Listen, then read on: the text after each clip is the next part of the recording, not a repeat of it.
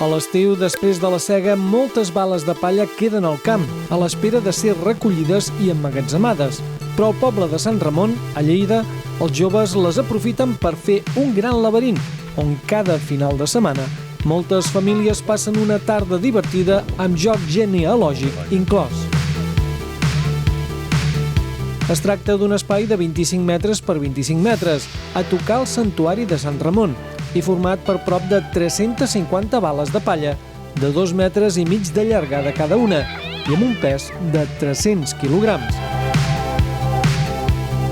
Això permet construir unes parets massisses de compacta palla. El laberint també es podia visitar al vespre, després de la posta de sol, i amb l'ajuda de frontals, que encara agraden més als petits. El proper estiu el tornaran a fer.